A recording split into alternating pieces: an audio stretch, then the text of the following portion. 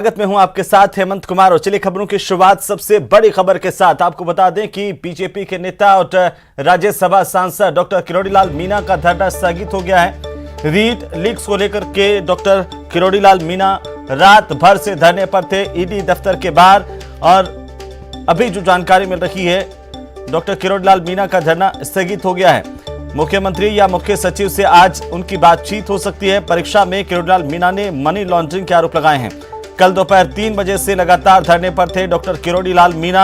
रीट परीक्षा में money laundering के आरोप लगाए हैं। उन्होंने कहा कि रीट में करोड़ों का लेन देन हुआ है। साथ ही अवैध पैसा कमाने वालों के खिलाफ कार्रवाई की मांग डॉक्टर किरोड़ीलाल मीणा ने की है।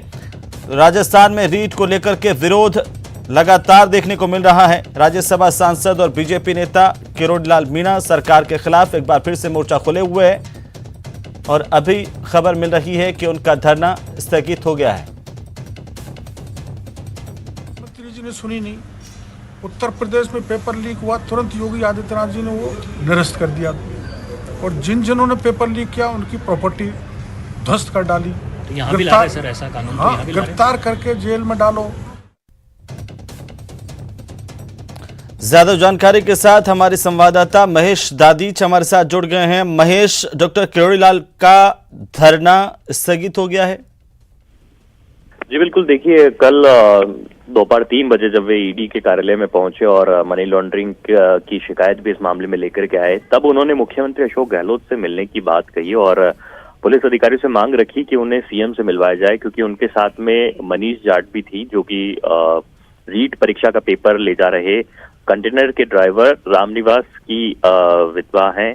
उन्होंने उनके न्याय की मांग रखी और कहा कि इस मामले में जो है जांच की जानी चाहिए और तफ्तीश ये होनी चाहिए कि आखिर किस तरह से वो हादसा हुआ था और रामनिवास की जो मृत्यु हुई थी वो कैसे हालातों में किस तरह से संदिग्ध हुई थी जी। तो इस मामले में मनीष जाट को भी इंसाफ दिलाने की मांग किरोड़ी मीणा कर रहे थे। साथ में रीट परीक्षा के दौरान जो गड़बड़ियां हुई है उसकी सीबीआई जांच की मांग भी उन्होंने जारी रखी हुई थी और मनी लॉन्ड्रिंग की शिकायत भी वे कर रहे थे। तो इन मांगों को लेकर के वे ईडी के ऑफिस में ही जो है वहां धरने पर बैठ गए बाहर और लगातार अपनी मांग उठाते रहे। इस दरमियान पुलिस अधिकारियों ने कई दौर में उनसे बातचीत की और ये कहा कि वे चाहे तो अगर मुख्य सचिव से भी वार्ता कराई जा सकती है, लेकिन वे इसके लिए तैयार नहीं हुए थे और केवल सीएम से वार्ता की बात की थी। इसके बाद में देर रात तक उनका धरना जारी रहा, लेकिन जिस तरह से पुलिस अधिकारियों के साथ में जो सकारात्मक वार्ता हुई उसमें ये साफ किया गया कि जो भी उनकी मांगे हैं उसे एक उचित स्तर पर,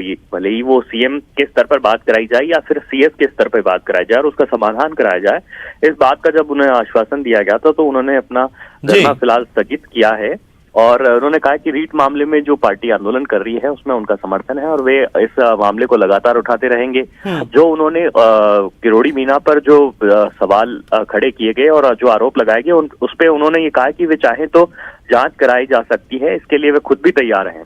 जी जी, और साथ ही साथ सरकार को चुनौती भी दी है कि उन्हें गिरफ्तार करें सरकार।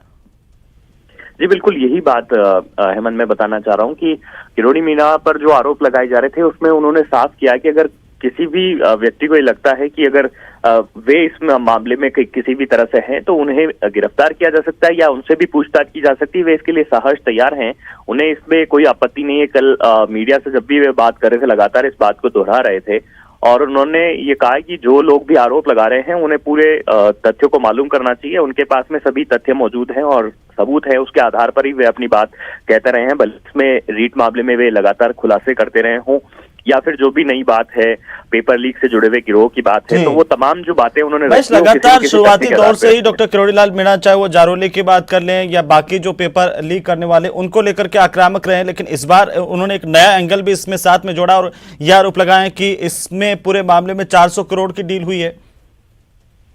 देखिए 400 से 500 करोड़ रुपए के लेन देन का मामला इससे किरोड़ीलाल मीणा बता रहे हैं और उनका कहना है कि इसी मामले के चलते, क्योंकि जो इसमें काली कमाई हुई है इसलिए ईडी को सक्रिय होना चाहिए और जो मनी लॉन्ड्रिंग का मामला इसमें बनता है उस लिहाज से तफ्तीश की जानी चाहिए।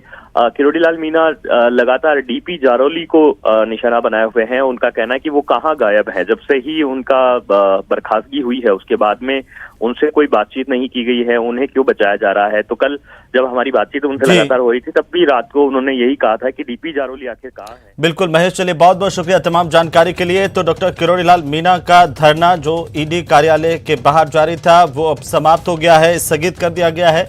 सरकार से आज उनकी बातचीत हो सकती है।